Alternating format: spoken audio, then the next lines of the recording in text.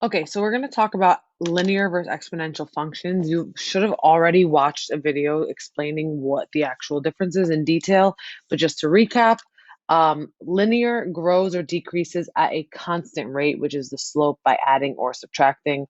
This is your key. It grows by the same number, right? Adding and subtracting the same number, plus 10, plus 20, plus 30, plus 40, whatever it is, or minus 40, minus whatever.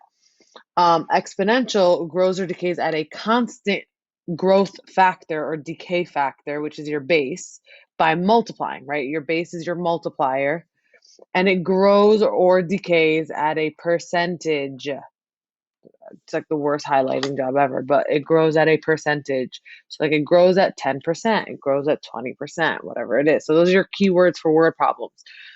But let's talk about if we're given two tables. So we got to test, is it linear or is it exponential? So for something like this, the first thing you're going to check is to make sure that these are growing at a constant rate. So for example, 12 to 15 is plus 3. This is also plus 3, plus 3. So that means that if this were linear, this would have to grow at a plus or minus the same. That's going up. So plus the same thing. So let's see. From -2 to 5, we have to add 7, right? Okay. 5 to 12 is plus 7.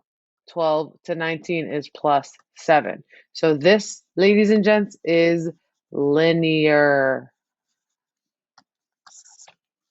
Linear. So for this one, let's test if it's linear. So this is plus 1, so we're good. Plus 1, plus 1, right? These are both plus 1.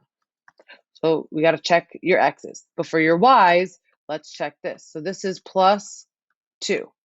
This is 3 to 9 is plus 6. 9 to 27 is plus 18. So this is obviously not linear. So we know it's not linear, right? But let's check if it's exponential. Keep in mind, just because something is not linear does not make it exponential by like default.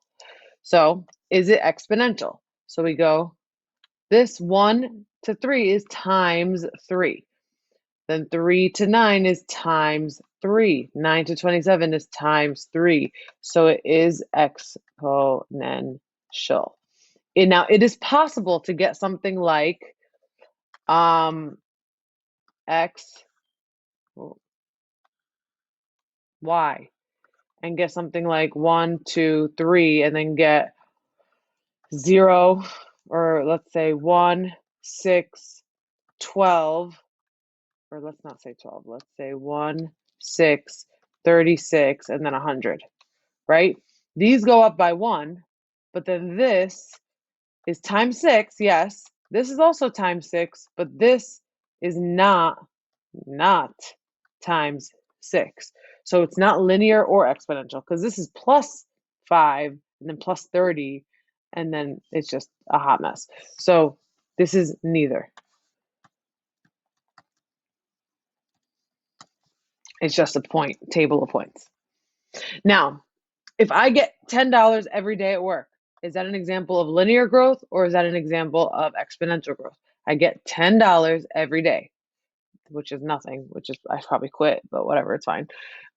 This is going to be linear because you're getting the same amount of money each day versus if I get a